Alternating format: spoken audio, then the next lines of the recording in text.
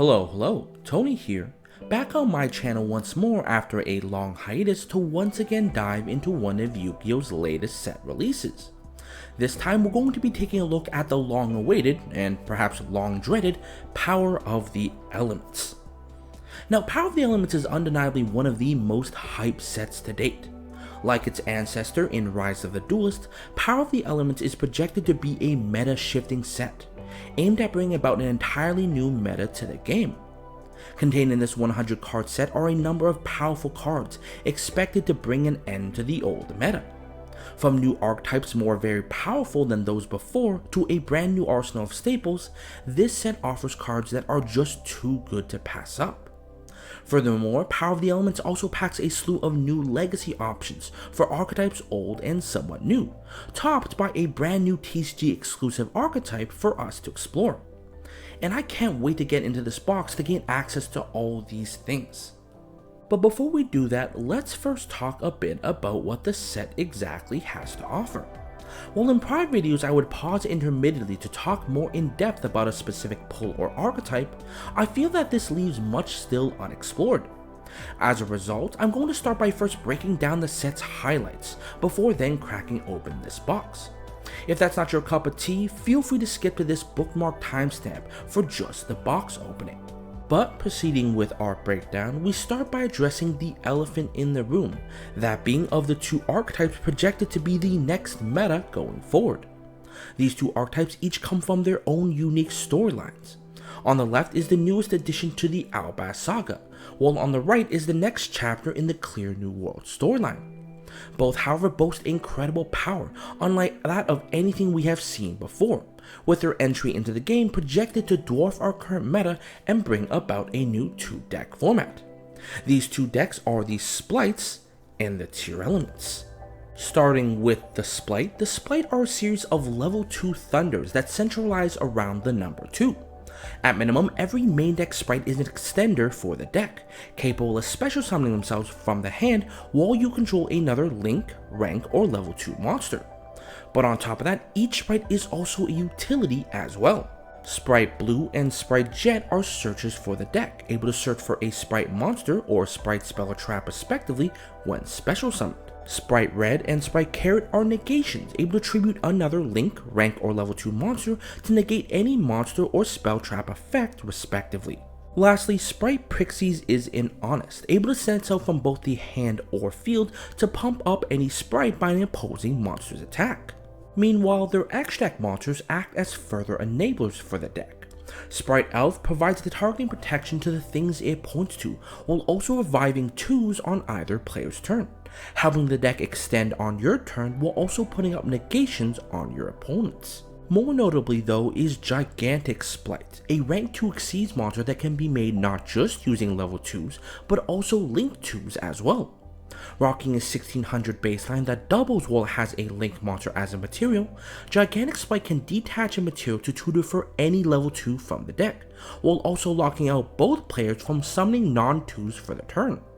Beyond the obvious generic extension, this makes the deck fundamentally Nibiru-proof, an aspect that grants the archetype a much easier time building boards.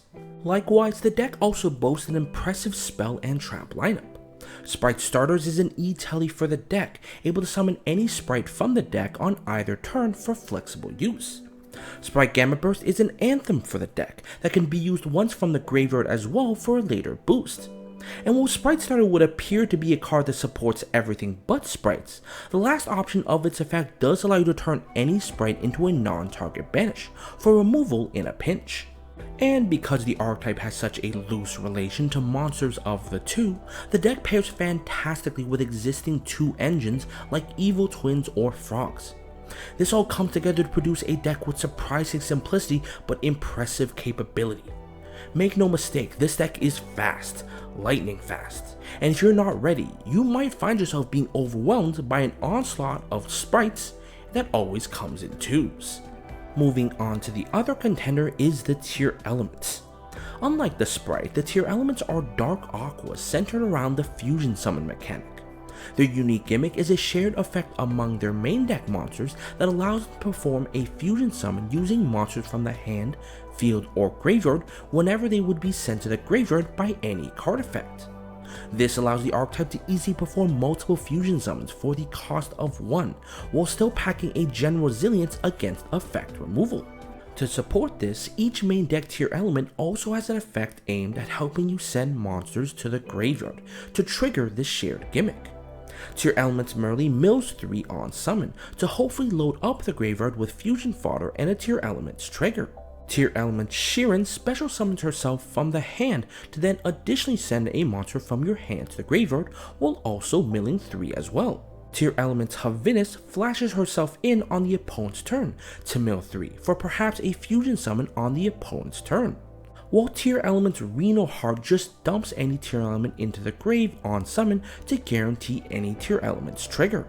All 4 of these are supported by their field spell, Primeval Planet Palorino, a card that searches for any Tier Element on summon while acting as an anthem and an avenue removal for the deck. The deck's major payoffs are in their 2 fusions, Tier Elements Kikalos and Tier Elements Kaleido Heart. Kikalos on summon is either a search or a dump of any Tier Elements, while also being able to swap any Tier Element on field for any Tier Element in your hand or graveyard. It also mills 5 when sent to the graveyard by a card effect for a more powerful loadout than your main deck Tier Elements. Kaleido Heart on the other hand is removal whenever it would be special summoned or a aqua monster would be sent to your graveyard. It can also revive itself from the graveyard by sending any Tier Elements from the deck to the graveyard, not only triggering another Tier Element fusion, but also triggering its own effect as well. And like the Sprite, the Tier Elements possess a degree of splashability. Owing to their gimmick of being able to fusion summon for any monster when sent to the graveyard by any effect, the Tier Elements can be mixed with a variety of other fusion focused decks to produce unique avenues of triggering their effects and summoning unique monsters. Overall, this makes the deck incredibly resilient and shockingly explosive. Make no mistake, this deck has the stability to outlive anything, and if you don't outgrind them, expect to find yourself outpaced by them like a tear in the ocean. Now, perhaps these 2 decks don't fit your preferred playstyle. Fortunately, Power of the Elements also introduces a variety of other fresh options for players to try out. The Vernus Sylph make their debut in this set, as a series of Earth Fairies focus on loading up the graveyard with Earths for one big mass revive. The Goatees also descend from the depths of space as our newest TCG exclusive archetype, with their main gimmick being a focus on banishing their monsters to set up synchro plays on the opponent's turn. On top of that, Gem Knights receive new support in this set with a replacement for the banned Brilliant Fusion in Scatter Fusion. Alongside it, a searcher for said replacement in Gem Knight Lady Quartz, as well as a new offensive fusion monster in Gem Knight Lady Lazuli. Furthermore, we also have a new extender for the deck in Brilliant Rose as well. The Vendreads arise once more with 3 new cards in Pote, the most prominent being the Scar of the Vendread, a card that finally allows us to search for our Vendread back row when sent to the graveyard.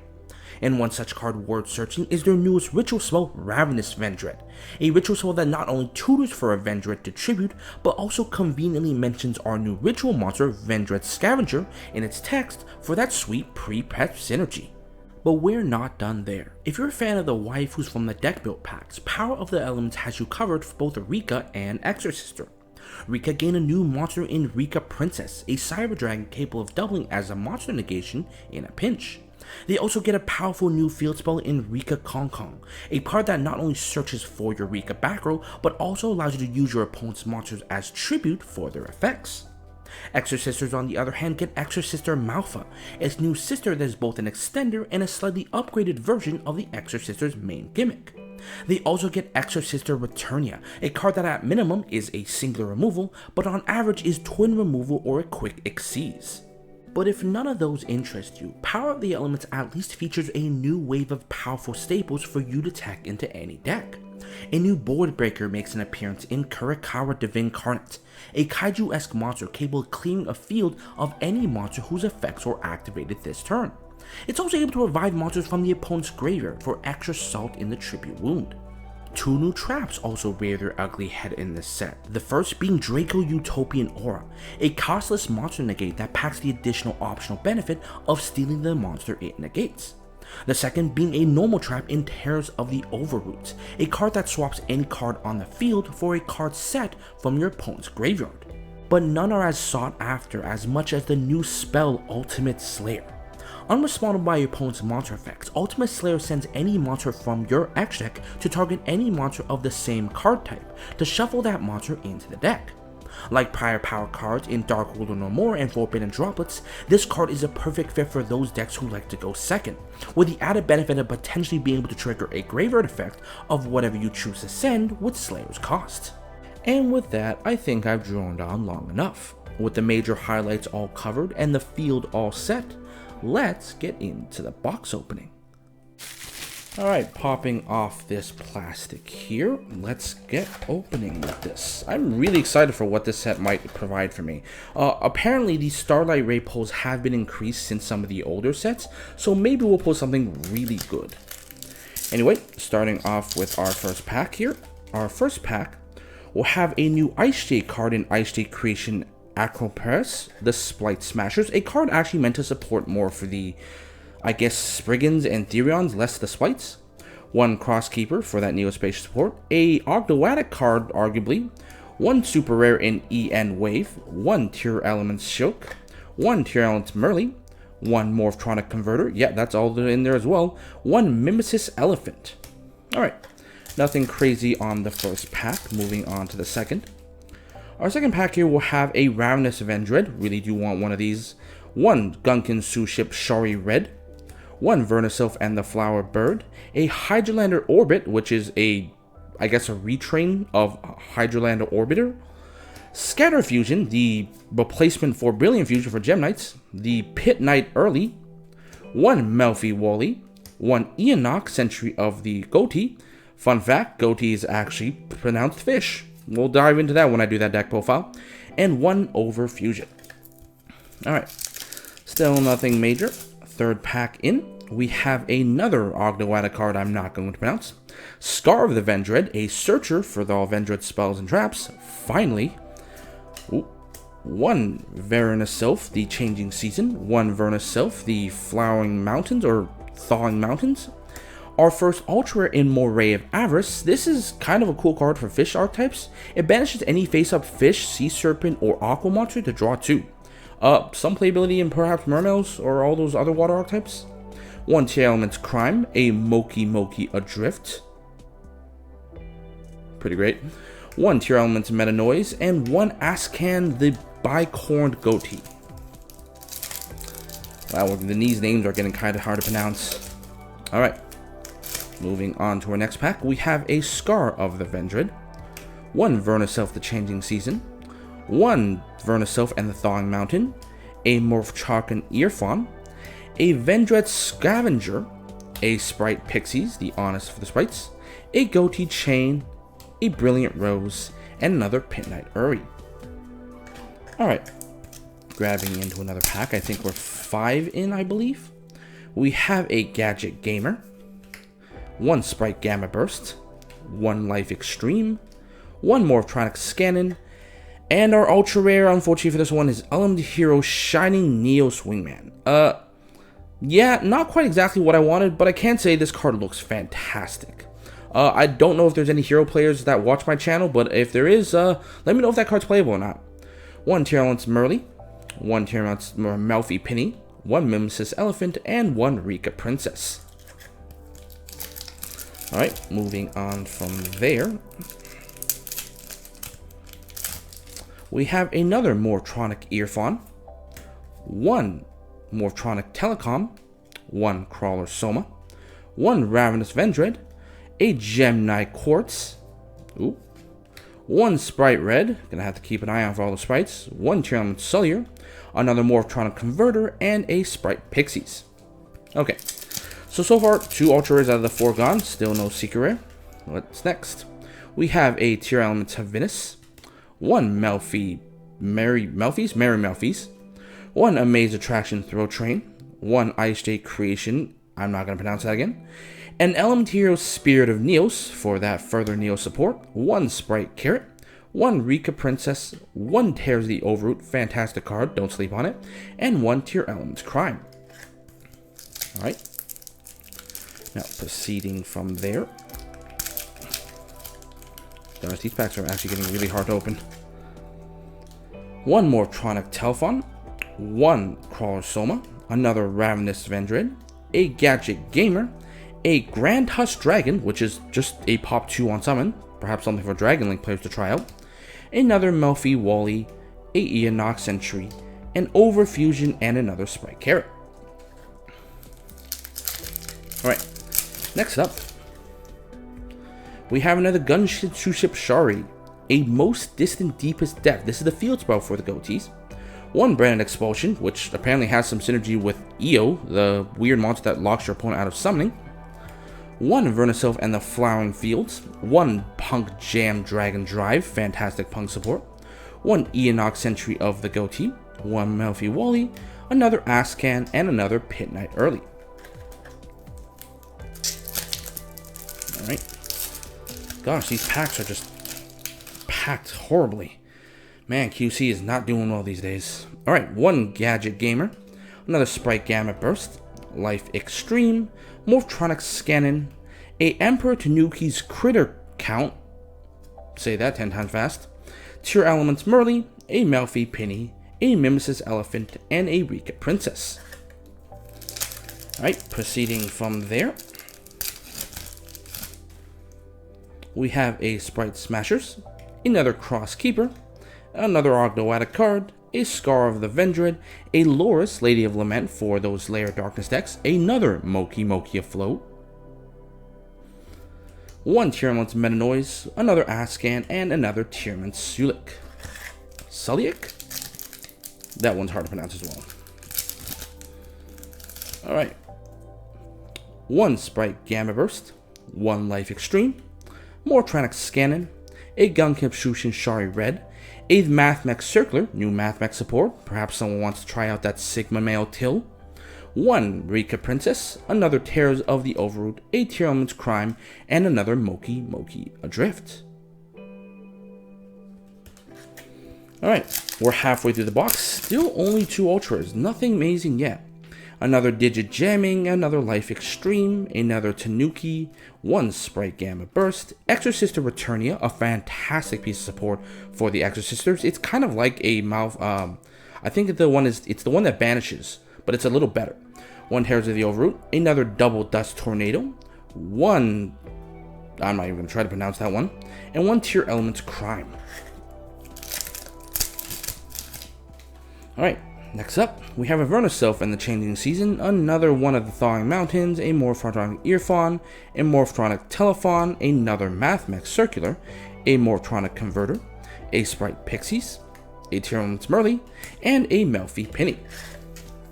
Okay, kind of wishing we had something more because I think we've gone through pretty much everything at least twice now. We have another Gunkamp Shoeship Shari Red, the Most Distant Deepest Depths, a Branded Expulsion, a Flowering Fields, a gigantic Sprite for Ultra Rare, this one's really nice, Nibiru Proof cards, always fantastic, an Eonox, the Sentry of Goatee, the Melfi Wally, an Ascan, the Biocore Goatee, and a Pit Knight early. Alright, now assuming that these boxes are still mapped, we're probably going to expect an Ultra Rare from this pack as well. We have another Morphtronic Scannon, another Vernisylph the Changing Season, another Ice Shade Monster, another Merry Melfis, and our Ultra Rare is Tier Elements Reno Hard. Okay, so this is obviously the Foolish Bear for the Tier Elements deck. That gives us both one Ultra Splite and one Ultra Tier Elements for a kind of good spread of both. One Perula Grand Drake, I don't know how to pronounce this one. One Overfusion, one Tier Elements Meta Noise, and one Goatee Chain. Alright, next up, we have another The Most Deepest Depths, one Branded Expulsion, one Vernisylph, one Digit Jamming, and Albaz the Ashen. Fun lore fact, this card cannot fusion summon because Aluber took away his ability to fusion summon. Fun thing for the lore if you ever want to discuss that. Tier Elements Meta Noise, Ascan the Bicorn Goatee, Sprite Red, and Tier Elements Shulik. Sulik? Nope, I'm not going to try it. That's the third time I try to pronounce it, and I think I was wrong all the times. One Crawler Soma, one Ravenous Vendread, one Gadget Gamer, one Gamma Burst, another Tanuki, another Mimesis Elephant, a Rika Princess, another Eonock, and a Melfi Wally. Alright, we're nearing the end of our box here, and still no secret rares. I guess this is one of those boxes where we really do save the best for last. We have a Digit Jamming. I saw a Fusion. Generally, there's not a lot of Fusions that aren't high rarity, so I guess that might be our secret. One Life Extreme, one Tanuki, one Gamma Burst. Oh, no, we do have a Super Fusion. It's the Lady Lapis Diamond. Cool. One Terrors of the Overroot, one Double Dust Tornado, the card I won't ever pronounce, and Tyrell's Crime. Alright, next pack. We have a Crawler Soma, a Vernasilk the Flower Buds, Gadget Gamer, another Scar of the Vendread, a Power Tool Braver Dragon. I believe this was meant to be a Legendary Duelist. I don't know why they imported it here. That's kind of unfortunate. Another Moki Adrift. A Branded and Central Dogmatica, more support for the Dogmaticas, kind of like that. One Sprite Carrot, and another Brilliant Rose. Alright, 4 packs left. If we haven't seen a secret, we're probably going to in these next 2 packs. One Life Extreme, one Vernasilk the Thawing Mountain, one Sprite Gamma Burst, one Morphtronic Scannon. Okay, so this is a Shuriken. This is arguably one of the, I think, the TC exclusives. This monster technically is a monster negation, but it requires 3 level 3s, and for that reason, it's not as good as one would hope. One Morphtronic Converter, one Sprite Pixies, one Merly, and one Penny. Now, understanding that chances are the box has been mapped so far, this will probably be our next secret, so we're just going to put that aside for now, and just pretty much get through the remaining non-special packs. One Scannon, one Genu Season, one Agnes, one Melfi, this Vernasilk, Grand Drake, Overfusion, Metanoise, Chain. Last pack before the secret rare.